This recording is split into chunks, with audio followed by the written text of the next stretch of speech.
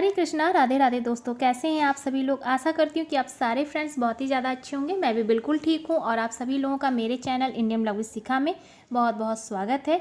Share करने जा रही हूँ आप सभी लोगों के साथ कार्तिक पूर्णिमा के अगले दिन जब प्रतिपदा आती है यानी कि पड़वा, उस दिन ये पूजा की जाती है और इस पूजा का बहुत ही ज़्यादा विशेष महत्व है। कहा जाता है, ऐसी मान्यता है कि इस पूजा को करने से आपकी सारी इच्छाएं पूर्ण होती हैं, आपकी सारी मनोकामनाएं पूर्ण हो जाती हैं। ऐसी मान्यता है कि इस पूजा को करने से जिन व्यक्तियों का घर नहीं होता स्वयं का, उनका घर ही शीघ्र ही बन जाता है। और जो है जिन व्यक्ति को मकान जो किराए में रहते हैं उनके स्वयं के मकान बहुत जल्दी ही बन जाते हैं। ऐसी कृपा होती है। तो मैं ये नहीं कहूँगी कि आप इस पूजा को करें और आपका घर बन जाए। आपके सत्कर्मों और सद्विचारों के साथ साथ आपकी पूजा भी जरूर से सफल होती है और जो देर से होने वाले कार्य होते हैं वो शीघ्र ही हो जाते हैं। तो आप सत्कर्मों के साथ और सद्विचार के साथ और सच्ची भावना के साथ जब ये पूजा करेंगे तो इसका फल भी आपको शीघ्र ही मिलेगा। तो इस पूजा को करने के लिए बहुत ही कम सामग्री का प्रयोग किया जाता है और आप देख ही सकते हैं कि यहाँ पर मैंने जो है सभी चीज़ों को एकत्रित कर लिया है और अब हम इसकी पूजा की तैयारी शुरू करते हैं। तो यहाँ पर आप देख सकते हैं इस प्रकार से मैंने दिया तैयार कर लिया है। घी के दीपक मैंने बनाए हैं, आप यहाँ पर तेल के भी दीपक बना सकते हैं। और दिया को मैंने इस तरह से टीक उक लिया है। यहाँ पर 2 मोमबत्तियाँ और साथ में मैंने धूप बत्ती रखी है। यहाँ पर ये जो है रोली चंदन टीका है, हम पूजा भी करेंगे। और यहाँ पर आप देख सकते हैं कि ये मैंने चावल लिया है क्योंकि हम चावल से घर का निर्माण करेंगे, क्योंकि ये जो पूजा होती है घर के लिए होती है। तो आप यहाँ पर आटे से भी बना सकते हैं, गेहूँ से भी बना सकते हैं, आपकी जैसी स्थिति हो आप अपने जो है सामर्थ्य के हिसाब से आप अपनी पूजा को कर सकते हैं। तो यहाँ पर मैंने चावल लिया है, साथ में यहाँ पर आप देख सकते हैं फूल है, बतासे हैं, आटा है, लोटे में जल है, खिचड़ी है। और यहाँ पर आप देख सकते हैं कि मैंने थोड़ा सा धान का लावा और लाई लिया है जो कि पूजा में इसकी आवश्यकता होगी।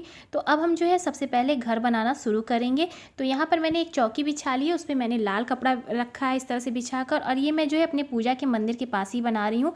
तो इस पूजा को आप जो है अपने घर के मंदिर में कर सकते हैं, आंगन में कर सकते हैं, किसी स्वच्छ स्थान पर ही करें। तो यहाँ पर हो सके तो आप मंदिर में करें तो ज़्यादा अच्छा होता है। तो यहाँ पर हम जो है चावल से इस प्रकार से घर का निर्माण करेंगे। आप अपने हिसाब से घर बना सकते हैं, जिस तरह का आप घर बनाना चाहे, 1 मंजिला 2 मंजिला, तो जैसा आप घर बनाएंगे वैसे ही जो है अच्छा रहता है। तो मैं कुछ इस प्रकार से घर का निर्माण कर रही हूँ। चारों तरफ से मैंने जो है बाउंड्री बना दी और मैं चावल से बना रही हूँ। आप आटे से भी बना सकते हैं, गेहूँ से भी बना सकते हैं, लेकिन कहा जाता है कि चावल से बनाना शुभ होता है, तो इसलिए मैं चावल से बना रही हूँ। और इस प्रकार से हम देखिए जो है कमरे का निर्माण कर रहे हैं। यहाँ पर मैंने 4 कमरे बनाए हैं इस तरह से, बीच में बड़ा सा आंगन मैंने बनाया है। आंगन बनाना बहुत ही शुभ होता है क्योंकि हम सारी पूजाएं अपने घर के आंगन में ही करते हैं। तो इस तरह से जो है मैंने देखिए आंगन भी बनाया है और यहाँ पर मैंने बना लिया इस प्रकार से कमरा। और सभी कमराओं के दरवाज़ा जो है खुले होने चाहिए, हमें बंद नहीं करना है। तो इस प्रकार से आप देख सकते हैं कि मैंने सारे कमरों के दरवाज़ों को इस प्रकार से खोल के रख दिया है। और इस तरह से मैंने जो है कुछ घर का निर्माण किया है। आप अपने पसंद से बना सकते हैं जैसा आप चाहें। तो कुछ इस तरह से मैंने आंगन में देखिए आंगन निकाला था, वहाँ पर मैं स्वस्तिक बना रही हूँ क्योंकि यहीं पर हमारी पूजा होने वाली है। क्योंकि हम अपने भी घर में जब हम करते हैं पूजा तो आंगन में ही करते हैं। तो इस प्रकार से हम आंगन में पहले स्वस्तिक का निर्माण करेंगे और इसके बाद हम यहाँ पर पूजा करेंगे। और कहा जाता है कि जब हम इस तरह से पूजा करते हैं तो भगवान हमारी सारी इच्छाओं को पूर्ण करते हैं। और आप अगर घर के लिए ये मनोकामना करके पूजा करते हो तो ये आपके शीघ्र से शीघ्र जो है घर भी बन जाता है। तो यहाँ पर देखिए मैंने जो है घर का निर्माण कर लिया। अब थोड़ा सा जल से मैं इसे शुद्ध कर ले रही हूँ। इसके बाद मैंने थोड़ा सा फूल इस तरह से जो है छिड़क दिया है जिससे कि हमारा घर सुंदर लगे। और सबसे पहले हम घर की पूजा करते हैं तब हम उसमें प्रवेश करते हैं। तो यहाँ पर आप देखिए पहले जो है मैंने जल से थोड़ा सा इसमें छिड़का, इसके बाद फूल चढ़ाया है और अब मैं रोली चढ़ा रही हूँ। इस प्रकार से मेरे घर की पूजा हो गई। और सबसे पहले मैं मेरे आंगन में तुलसी बैठाऊंगी क्योंकि तुलसी का आंगन में होना बहुत ही ज़्यादा शुभ होता है। तो तुलसी ज़रूर से बैठानी चाहिए। आप इस तरह से आंगन में अपने तुलसी रखें। इसके बाद मैं यहाँ पर अब बनाने वाली हूँ चिड़िया। तो इस तरह से हमें आटे की चिड़िया बनानी होती है। एक चिड़ा बनाते हैं और एक चिड़िया बनाते हैं। तो देखिए इस तरह से बन जाती है। मैं यहाँ पर आपको बनाकर भी दिखा दे रही हूँ। तो कुछ बहुत ही आसानी से ये बन जाता है। देखिए कितनी सुंदर से ये चिड़िया हमारी बनकर तैयार हो गई। तो हमें इस तरह से एक जोड़े बनाने हैं, एक चिड़ा रहेगा और एक चिड़िया रहेगी। चिड़िया हमारी छोटी रहेगी और चिड़ा थोड़ा सा बड़ा रहेगा। और यहाँ पर देखिए मैंने 2 इस तरह से चिड़िया जो है बना के रखा था, तो मैं उन्हें इस तरह से बैठा दूँगी यहाँ पर। तो अब हम इनकी पूजा करेंगे और इनकी पूजा करने से इनका जो है आशीर्वाद हमें मिलता है और शीघ्र ही हमारी जो है सारी इच्छाएँ पूर्ण हो जाती हैं। और यहाँ पर देखिए मैं इनके लिए जो है थोड़े से दाना चुगने के लिए इस तरह से थोड़ा सा मैं यहाँ पर जो है जो मैंने लावा लिया था वो इसी समय यहाँ पर इनको चुगने के लिए मैं रख रही हूँ। यहाँ पर बतासा मैंने रख दिया। सभी कमरों में जो है मैं अपने इस तरह से धान के लावे रखूँगी। कहा जाता है कि धान का लावा बहुत शुभ होता है और हमारे यहाँ जो है इस तरह से जो है लावा रखते हैं, जिससे कि हमारे सभी घर में हर एक कोने में हमारे यहाँ लक्ष्मी का वास होगा। तो इस तरह से हम बतासे रखेंगे। मीठे में आप यहाँ पर मिठाई भी रख सकते हैं। बतासा जो होता है बहुत ही शुभ माना जाता है, इसलिए बतासे का प्रयोग पूजा में हमेशा करना चाहिए। आप मिठाई भी रख सकते हैं। और अब हम अपने हर कमरे में दीपक जलाएंगे। दीपक आप 5, 7, 11, 21 जितना हो सके आप उतना जलाएं। तो यहाँ पर मैं इस तरह से 5 दीपक चारों कमरे में रख रही हूँ। एक दीपक मैं आंगन में लगाऊंगी और बाद में बाहर के समय जो बाहर का दरवाज़ा है वहाँ पर मैं इस तरह से 2 कैंडल लगा दे रही हूँ। तो देखिए हमारा सुंदर सा घर तैयार हो गया। हमारे जो चिड़ा और चिड़िया भी यहाँ पर बैठ गए हैं। तो अब हम इनकी पूजा शुरू करेंगे। सबसे पहले हम इनको स्नान कराएंगे। इस तरह से जल से स्नान कराएंगे। चारों तरफ सभी कमरों में हम जल छिड़केंगे और इसके बाद अब हम जो है यहाँ पर पुष्प चढ़ाएंगे। तो चारों कमरे में हम इस प्रकार से हर जगह फूलों से सजाएंगे। जितना हो सके आप अपने घर को सजाएं, तो भगवान भी आपके घर को सजाएंगे। तो इस तरह से जो है हमें अपने घर को सजाना है। और सजाने के बाद अब हम जो है चिड़ा और चिड़िया को इस तरह से टीका लगाएंगे। तुलसी मैया को भी हम इस तरह से टीकेंगे, चंदन से, पीले चंदन से टीकेंगे, रोली से टीकेंगे और शुद्धता पवित्रता बनाकर हम इस पूजा को करेंगे। और जब भी ये पूजा करें आप सुबह या शाम के समय करें। तो सुबह हमेशा सूर्योदय से पहले और सूर्यास्त के बाद आप ये पूजा करें, क्योंकि इसमें हम दीपक जलाते हैं और इस प्रकार से हम ये पूजा करेंगे। यहाँ पर अब जो है वस्त्र रूपी इन्हें मौली अर्पित करेंगे। चिड़िया को भी देखिए मैंने मौली पहना दिया, चिड़े को भी मैंने पहना दिया है। इस तरह से जो है हमने इनकी पूजा की है। और अब हम सभी दीपक को जलाएंगे, प्रज्वलित करेंगे। और मैंने जो है ये पूजा या आप हो सके तो सुबह में करें या शाम में करें। तो सुबह की जब पूजा आप मंदिर में कर लें, इसके बाद फिर आप उसी समय ये पूजा करें। शाम के समय में भी आप जब मंदिर की पूजा कर लें तब आप ये पूजा करें। तो सर्वप्रथम गणेश जी की पूजा की जाती है। तो मैंने अभी अपने मंदिर में पूजा की है। तो गणेश जी की पूजा हो गई, सभी देवी देवताओं की पूजा हो गई है। उनके आशीर्वाद से फिर मैंने ये पूजा शुरू की है। तो हमेशा सभी देवी देवताओं की पूजा करने के बाद आप ये पूजा करें। तो यहाँ पर देखिए मैंने सभी का आशीर्वाद लिया। उसके बाद घर की पूजा हो गई, दीपक जलाया। और यहाँ पर अब मैं जो है खिचड़ी चढ़ा रही हूँ। खिचड़ी के साथ मैंने कुछ जो है दक्षिणा भी चढ़ाई है। कहा जाता है खिचड़ी का दान जरूर से करना चाहिए। और हो सके तो आज जो है आप खिचड़ी बनाकर यहाँ पर चढ़ा सकते हैं। इसके बाद हम थोड़ा सा फूल अक्षत लेंगे और कहानी शुरू करेंगे। धूप दीप इस तरह से दिखा देंगे। और जो है खिचड़ी का भोग आप अपने ठाकुर जी को आज के दिन जरूर से लगाएं। और इस तरह से यहाँ पर आप खिचड़ी बनाकर भी चढ़ा सकते हैं और इसके बाद दान कर सकते हैं। यहाँ पर मैंने जो है इस प्रकार से दाल चावल ले लिया है, क्योंकि इस तरह से खिचड़ी हम दान कर सकते हैं। और यहाँ पर मैंने कुछ दक्षिणा रख ली है। धूप दीप देखिए मैंने दिखा दिया है। और अब जो है फूल लेंगे, अक्षत लेंगे। और जो भी यहाँ पर आपके घर में जो जितने भी सदस्य हों सभी को आप अपने पास इस तरह से पूजा के पास बैठाएं, उन्हें फूल अक्षत दें और अपनी जो है ये कहानी शुरू करें। और इस तरह से देखिए मैंने फूल अक्षत लिया, सभी लोगों को दिया। घर में जितने लोग भी थे हम लोग सभी लोग मिलकर अब कथा सुनेंगे। तो इस तरह से हाथ में फूल अक्षत ले लेंगे और अब हम कथा कहेंगे।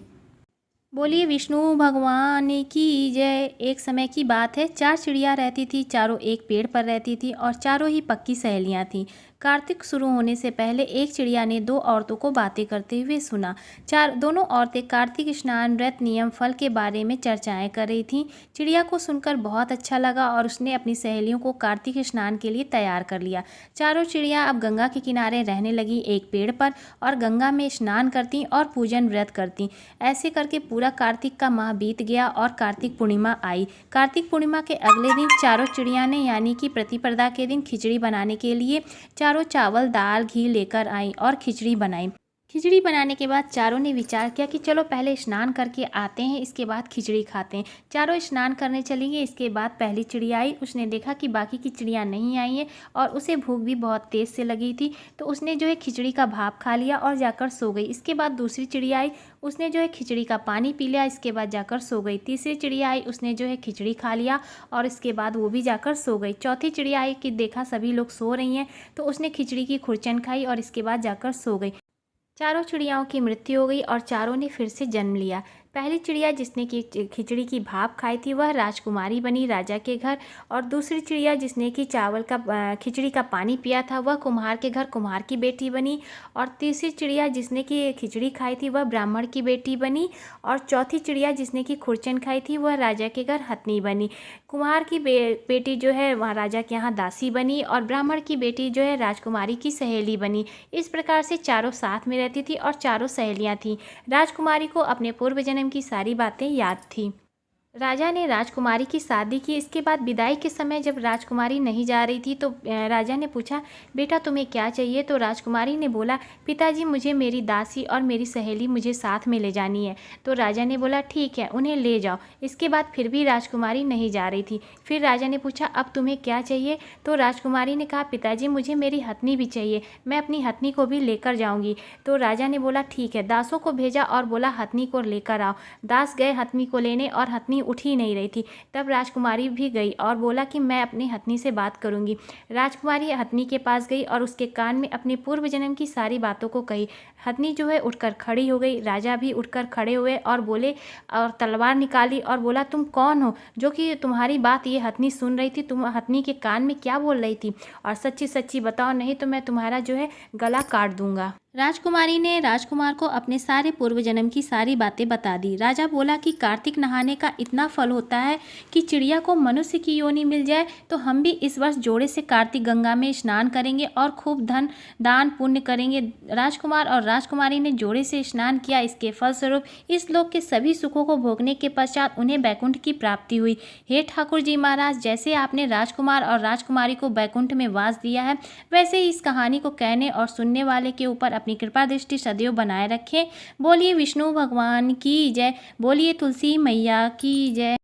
और इस प्रकार से यहाँ पर हमारी जो है कथा समाप्त हो जाती है। हाथ जोड़कर प्रभु से प्रार्थना करेंगे कि हे ईश्वर, इस पूजा में हमसे जो भी त्रुटि हुई हो, जो भी गलती हुई हो, उसके लिए हमें क्षमा करें। अपनी कृपा दृष्टि हम पर सदैव बनाए रहें। तो इस प्रकार से हम ये पूजा करते हैं। और ये जो चौकी है हम अभी नहीं हटाएंगे, ये पूरी रात इसी तरह से रहेगी। जब हम ये पूजा सुबह में करते हैं तो पूरे दिन इसी तरह से ये चौकी रहेगी। अगले दिन हम हटाएंगे, और अगर रात में करते हैं तब भी हम ये पूरी चौकी इसी तरह से रहने देंगे। अगले दिन सुबह में हटाएंगे। तो इस प्रकार से 3 बार जल घुमाकर हाथ जोड़ेंगे, और इस प्रकार से हमारी यहाँ पर जो है प्रतिपदा की पूजा हो जाती है समाप्त। और इस पूजा का बहुत ही विशेष लाभ और ईश्वर के लाभ और विशेष जो है आशीर्वाद के लिए हमें भी अपने कुछ कर्मों को जरूर से करना चाहिए। सद्विचार रखने चाहिए, सत्कर्म करने चाहिए, और शुद्ध मन से, पवित्र मन से हमें अपनी पूजा पाठ को करनी चाहिए, और हमेशा स्वच्छता बनाए रखना चाहिए। इस प्रकार से हम जब ये पूजा करते हैं तो इसका फल हमें शीघ्र ही मिलता है। और कहा जाता है कि जिनके स्वयं के मकान नहीं होते, इस पूजा को करने से उनके स्वयं के मकान बन जाते हैं। जिनके घर छोटे होते हैं उन्हें ईश्वर बड़े घर देते हैं। तो इस प्रकार से जब हम ये पूजा करते हैं तो इसका फल भी हमें विशेष रूप से मिलता है। घर के साथ साथ हमारी सारी मनोकामनाएं भी पूर्ण करते हैं ईश्वर, और उनकी सदा कृपा दृष्टि हम पर सदैव बनी रहती है। तो इस प्रकार से जो है हम प्रतिपदा की पूजा करते हैं। उम्मीद करती हूँ कि आप सभी लोगों को मेरी ये प्रतिपदा की पूजा पसंद आई होगी। तो प्लीज़ वीडियो को लाइक कीजिएगा, ज़्यादा से ज़्यादा शेयर कीजिएगा, और चैनल पर मेरे नए हैं तो मेरे चैनल को भी सब्सक्राइब कीजिएगा। मैं मिलूँगी आपको अपने नेक्स्ट वीडियो में। तब तक के लिए हरे कृष्णा, राधे राधे।